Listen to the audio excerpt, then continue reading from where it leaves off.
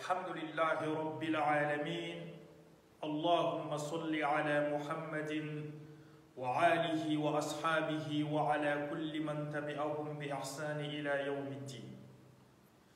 Mes frères et sœurs en islam, aujourd'hui nous allons tout simplement vous parler des 5 signes.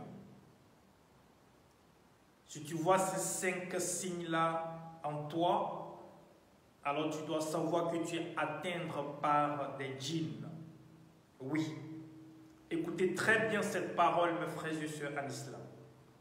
5 signes. Une personne qui voit en elle ces 5 signes-là, alors la personne doit savoir qu'il est atteint par des djinns amoureux. Allahu Akbar. La première des choses, le premier signe, mes frères et sœurs en islam, une personne qui a le dégoût du mariage. Vous allez constater des personnes qui sont atteintes par des djinns amoureux. Ces personnes-là ont beaucoup les dégoûts du mariage. Elles ne veulent même pas entendre parler du mariage, que ce soit chez les hommes ou même chez les femmes. Elles n'ont même pas envie ou ils n'ont même pas envie d'entendre parler de mariage. Ou même si quelqu'un veut les marier, dans le même mois ou même dans l'année, vous allez constater que quelque chose va gâcher ça. Il y a quand même quelque chose qui va gâcher ça. Il y a un truc qui va gâter ça. Soit c'est l'homme qui va se décourager envers la fille, soit c'est la fille même qui va appeler l'homme en disant à l'homme que je ne veux plus. Et on va demander à cette femme, mais pourquoi tu ne veux plus? Elle-même, elle ne sait pas pourquoi elle ne veut pas. L'homme aussi, de son côté, ne sait pas pourquoi il ne veut pas. Il y a des hommes, quand ils sortent, quand ils vont derrière une femme pour la marier, quelque temps après, ils n'arrivent plus à marier la fille. Ce sont des djinns amoureux qui font cela. Vice-versa aussi pour des femmes aussi. Qu'Allah nous protège, Inch'Allah. Alors quand tu ressens ce signe-là en toi, quand tu vois ce signe-là en toi, alors tu dois chercher à te soigner. Tu dois chercher à faire des ruqyas que nous allons donner à la fin de cette vidéo. Donc, le dégoût du mariage. Quand une personne a le dégoût du mariage, automatiquement, sache que tu es atteint par un djinn amoureux. Il y a un djinn amoureux qui est derrière toi. Regardez souvent, vous allez constater qu'il y a certaines de nos filles qui n'arrivent pas à se marier. Et même aussi du côté des hommes aussi. Voilà, c'est ça, au fait, les djinns amoureux. Deuxième signe, si vous voyez une personne qui aime beaucoup la solitude, il faut savoir que la personne est atteinte aussi par des djinns amoureux.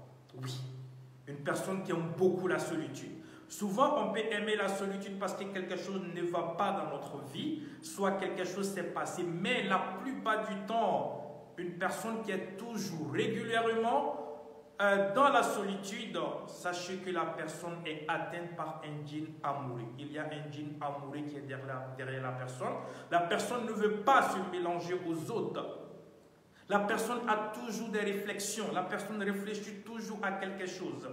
La personne a toujours des sentiments de ne pas être avec des gens. Ce sont des djinns amoureux. Qu'Allah nous protège, Inch'Allah. Si tu ressens ce signe en toi, alors tu dois te soigner avec la ruqya. Troisième signe, durant le sommeil, tu vas ressentir la présence. Tu vas ressentir une présence. Allahu Akbar. Une personne qui a l'habitude, dans le sommeil, de ressentir une présence. Quand tu es dans la maison, tu sens que quelqu'un est dans la maison. Tu sens que quelque chose bouge. Tu sens qu'il y a des assiettes qui tombent. Tu sens que quelque chose ne va pas. Tu sens que tu entends des bruits. Ça aussi, ce sont des djinns amoureux. Mes frères et sœurs, en islam, il faut faire très attention. Il faut faire très attention. Quand tu ressens ces signes-là, tu dois savoir que tu dois te soigner avec la ruqya. Oui, ce sont des djinns amoureux. Le fait de ressentir la présence d'une personne dans la maison. Qu'Allah nous protège, Inch'Allah. Quatrième signe, mes frères et sœurs, en islam, étant Au moment où tu dors, tu fais des rêves érotiques. Des rêves où tu te vois en train d'avoir des rapports intimes avec un homme ou peut-être une femme. Ça peut être des inconnus ou même des personnes que tu connais. Alors il faut savoir que tu es atteint vraiment par des djinns amoureux. Oui, il y a des djinns amoureux derrière toi. Il y a un djinn qui est amoureux de toi. Ou bien il y a vraiment, comment dirais-je, des génies qui sont derrière toi. Mes frères et sœurs, en islam, on doit faire très attention sur tous ces plans. Et ça, ce sont des choses que le prophète Mohammed nous a enseignées aussi. Voilà, de faire très attention aussi. Voilà pourquoi il nous demande à chaque fois quand on veut dormir, de faire des ruqya avant de dormir. Donc, quatrième signe, c'est quoi? Des rêves érotiques. En train d'avoir des rapports intimes avec des femmes ou des hommes à chaque instant et à chaque moment. Vous allez constater que la personne a toujours des besoins. Subhanallah. Vous allez constater cela. La personne a toujours vraiment envie d'avoir des rapports intimes. Donc ça, ce sont des djinns. Il y avait une femme, je me rappelle très bien, quand j'étais en Côte d'Ivoire, en vacances, il y a une femme qui m'a appelé. Et cette femme-là m'a dit, Oustaz, j'ai un djinn amoureux. J'ai dit, comment tu as su que tu as un djinn amoureux? Elle m'a dit non, que à chaque instant, elle a envie d'avoir des rapports intimes. Allahu Akbar. Elle a vraiment une pulsion sexuelle très forte à chaque instant et à chaque moment. Excusez-moi du terme, mais il faut qu'on dise pour que vous compreniez. Alors, elle dit souvent, même quand j'ai des rapports avec des inconnus ou même des personnes que je connais, je vois même le sperme sur le lit. Allahu Akbar. J'ai dit, vous êtes atteint par un djinn amoureux et vous devez faire la ruqya. Les frères et sœurs, en islam, c'est très important.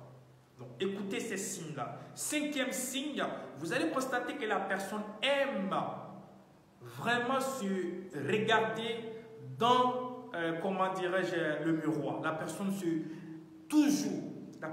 maquille, la personne se regarde dans le miroir avant de se coucher ou même avant de sortir. À chaque moment, la personne est devant les miroirs. La personne doit savoir qu'il y a des djinns derrière.